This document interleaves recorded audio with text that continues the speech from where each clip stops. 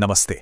आज के इस खास विश्लेषण में हम एक बहुत ही दिलचस्प और जरूरी टॉपिक पर बात करने वाले हैं। सोचिए, एक तरफ है दुनिया की सबसे एडवांस्ड, चर्चित और एलन मस्क वाली अत्याधुनिक विदेशी तकनीक, और दूसरी तरफ हमारी कड़कड़ाती, झुलसा देने वाली देसी गर्मी की हकीकत।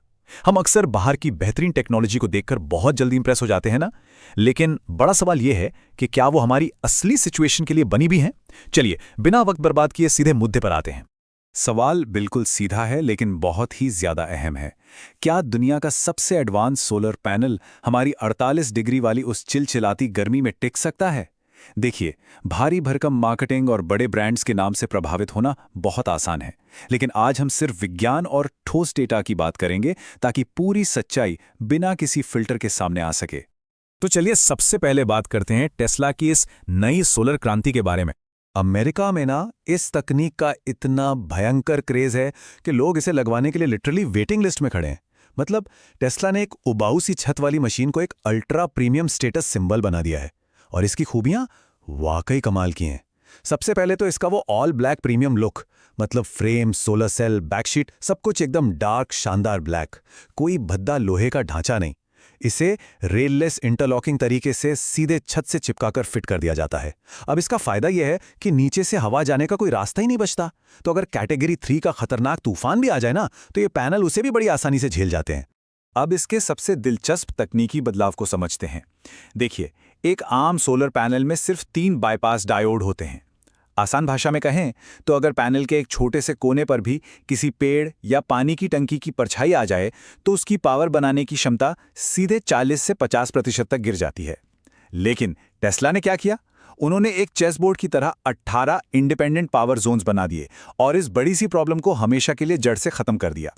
मतलब अगर पैनल के एक छोटे से हिस्से पर किसी पेड़ की छाया पड़ भी रही है ना, तो सिर्फ वही एक छोटा ब्लॉक काम करना बंद करेगा। बाकी के 17 ब्लॉक्स अपनी 100% एफिशिएंसी के साथ बिना किसी दिक्कत के बिजली बनाते रहेंगे।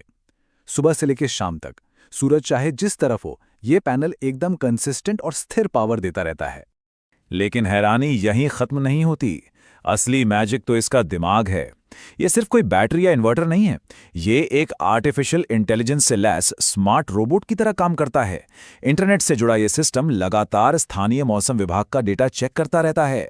अगर इसे भनक लग गई कि कल भयंकर आंधी आने वाली है और ग्रिड की बिजली 10 घंटे के लिए कट सकती है, तो ये तूफान आने से पहले ही खुद को ग्रिड या सोलर से 100% चार्ज करके बैकअप मोड में डाल देता है। बाहर चाहे जो तबाही मची हो, घर के अंदर बिना किसी रुकावट के बिजली जलती रहती है। खैर, ये तो हो गई एडवांस टेक्नोलॉजी की बात। अब आते हैं हमारे दूसरे भाग पर, द इंडियन हीट ट्रैप। 45 से 48 डिग्री सेल्सियस, ये कोई आम नंबर नहीं है। ये मई और जून के उन महीनों की झुलसा देने वाली हकीकत है जिसे हम सब ने झेला है। और यही वो टाइम होता है जब हमें अपने एयर कंडीशनर और कूलर चलाने के लिए बिजली की सबसे ज्यादा और बिल्कुल सख्त जरूरत होती है। तो चलिए अब इस हिस्से में टेम्परेचर कोएफिशिएंट की साइंस को थोड़ा डिकोड करते हैं। क्योंकि देखिए, विज्ञान और फिजिक्स किसी बड़े ब्रांड का नाम देखकर अपना काम करना बंद नहीं कर देते। पीमैक्स कोएफिशिएंट का रूल बड़ा ही साफ है। सोलर पैनल का काम धूप से बिजली बनाना है, भयंकर गर्मी से नहीं। नियम यह है कि 25 डिग्री सेल्सियस के बाद पैनल का तापमान जैसे जैसे 1 डिग्री बढ़ता है, उसकी बिजली बनाने की ताकत गिरने लगती है। अब जरा सोचिए, टेस्ला की सारी गजब की इंजीनियरिंग कैलिफोर्निया के 25 डिग्री वाले सुहावने मौसम के हिसाब से डिजाइन की गई है, हमारी भयंकर देसी गर्मी के लिए नहीं। मैथ्स बड़ा ही सिंपल है। पैनल की टेस्टिंग होती है 25 डिग्री लैब कंडीशन में, लेकिन हमारी 45 डिग्री की गर्मी में छत पर रखे उस पैनल का असली तापमान 60 से 75 डिग्री तक पहुंच जाता है। सीधा 50 डिग्री का जंप। अगर इसे कैलकुलेट करें तो ये इतना महंगा और प्रीमियम पैनल मई जून की उस तपती गर्मी में अपनी पावर का लगभग 17.5% हिस्सा यूं ही खो देता है। कितनी अजीब बात है ना। जब हमें बिजली की सबसे ज्यादा जरूरत होती है, ठीक उसी वक्त ये पैनल खुद गर्मी से हाँफ रहा होता है। और बात सिर्फ गर्मी की नहीं है। हमारी लोकल ग्रिड में जो भयानक वोल्टेज के झटके लगते हैं, हवा में जो भारी धूल उड़ती है, इन सब की वजह से पैनल में पोटेंशियल इंड्यूस्ड डिग्रेडेशन यानी पीआईडी शुरू हो जाता है। नतीजा क्या होता है?